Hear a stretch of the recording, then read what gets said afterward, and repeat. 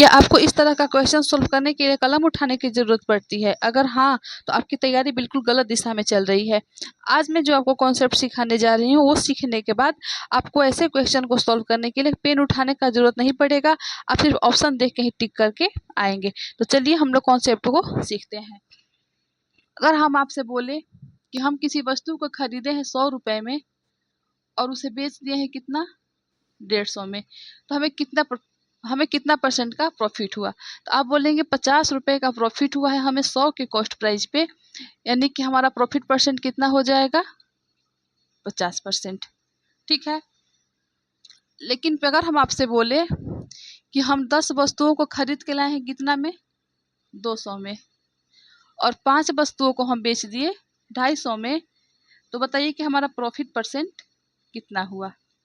तो आप बोलेंगे कि 200 का खरीदे बेचे 250 का, यानी 50 का प्रॉफिट हुआ है 200 पे, यानी 50 बटे में 200 इंटू 100, 2 को इससे काटेंगे तो हो जाएगा 25%। प्रॉफिट परसेंट क्या हो जाएगा? 25%। अगर आप ये कहते हैं तो आप बिल्कुल गलत कह रहे हैं। खरीदे हैं 10 वस्तुएं 200 में, लेकिन बेच रहे 5 ही को 250 में।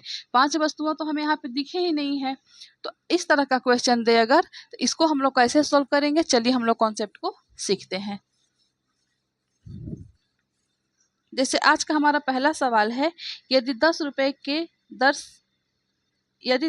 में 11 की दर से कुछ वस्तुएं खरीदते हैं और 11 रुपये में 10 की दर से उन्हें हम बेचते हैं, तो बताइए कि प्रतिशत लाभ कितना होगा? ठीक है।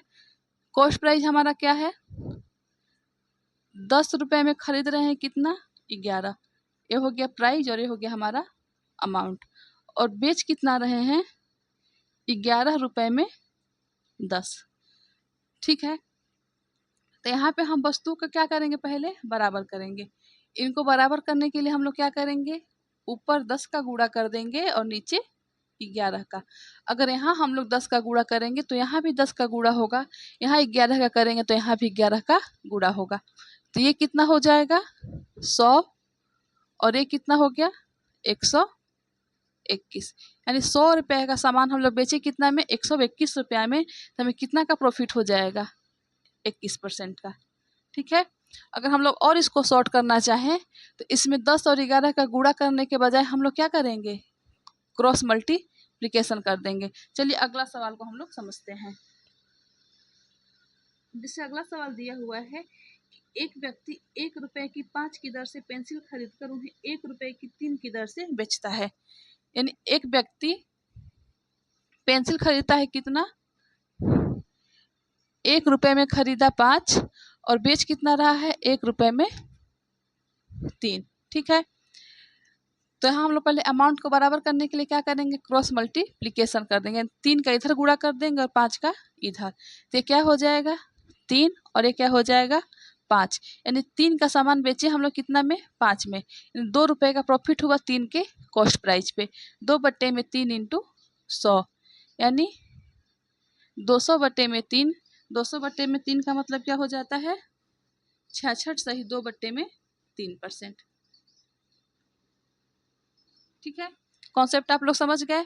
चलिए अगला क्वेश्चन हम लोग देखते हैं। अगला दिया हुआ है कि 100 संतरे 350 रुपये में खरीदे गए तथा 48 रुपये प्रति दर्जन की दर से बेच दिए गए। हम खरीद क्या रहे हैं? संतरा खरीद रहे हैं। कैसे? 100 संतरे 350 रुपये में, यानी 350 हमारा प्राइस हो गया। अमाउंट कितना है? 100 संतरा। और बेच रहे हैं कैसे? 48 रुपये प्रति दर्जन। दर्जन का मतलब क्या होता है? 12। एक दर्जन में कितनी वस्तुएं होती हैं? 12। यानी 48 रुपये में बेच रहे हैं कितना? 12। इसको हम लोग क्रॉस मल्टीप्लाई करेंगे तो ये क्या हो जाएगा? 12 का करेंगे 350, 12 का करेंगे 350 में तो 0 0, 12 3 36, और 36 में 6 को हम लोग जोड़ेंगे तो क्या हो जाएगा? 42। यानी 4200, और ये क्या हो जाएगा? 4800। यानी खरीदे 4200 में, बेचे 4800 में। तो प्रॉफिट कितना का हुआ? 600 का प्रॉफिट हुआ हमें 4200 के कॉस्ट प्राइस पे। 600 बटे में 4200 इंटू 100। 0 से 0 क्या हो जाएगा? ये कट जाएगा। ये 6 से जाएगा तो 100 बटे में 7, यानी कि क्या हो जाएगा? ये 14.2/7% का प्रॉफिट। ठीक है। इसी तरह से अगला सवाल दिया गया है कि 5 रुपए में 6 की दर से केले खरीदकर 6 रुपए के 5 की दर से बेचे जाते हैं।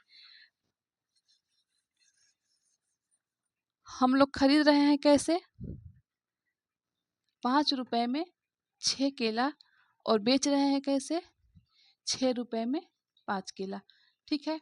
तो ये क्रॉस मल्टीप्लाई करेंगे तो क्या हो जाएगा? ये 25 और ये 36, यानी 25 का खरीदे बेचे कितने में? 36 में, यानी 11 रुपए का हमें प्रॉफिट हुआ 25 के कॉस्ट प्राइस पे, यानी 11/25 इंटू 100।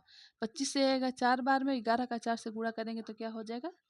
44% इस क्वेश्चन का आंसर हो जाएगा। अगला दिया हुआ है कि एक फल विक्रेता 1 रुपए में 2 के हिसाब से नींबू खरीदता है तथा 3 रुपए में 5 के हिसाब से उन्हें बेचता है। खरीद क्या रहा है? नींबू।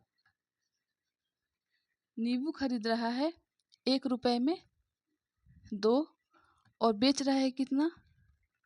2 रुपए में 3। इसका क्रॉस हम लोग मल्टीप्लाई करेंगे तो क्या हो जाएगा? 3 और ये क्या हो जाएगा? 4। खरीदे 3 में, बेचे 4 में, 1 रुपए का प्रॉफिट हुआ 3 के कॉस्ट प्राइस पे, इसलिए 1/3 इंटू 100। 1/3 इंटू 100 का मतलब क्या हो जाएगा? 33.1/3% का प्रॉफिट। ठीक है। 33.1/3% क्या हुआ? प्रॉफिट हुआ। तो आज का सारा क्वेश्चन आप लोग समझ गए, कॉन्सेप्ट आप लोगों को क्लियर है। तो ये जो सवाल है इसका आंसर आप लोग कमेंट बॉक्स में बताइएगा। हम कल फिर मिलेंगे नए कॉन्सेप्ट के साथ। तब तक के लिए हर हर महादेव। तो अगर वीडियो अच्छी लगी हो तो प्लीज़ इसको लाइक करिएगा, शेयर करिएगा और चैनल को सब्सक्राइब करना ना भूलिएगा, ताकि मैं कोई भी वीडियो अपलोड करूँ तो उसका नोटिफिकेशन आप लोगों को मिल सके।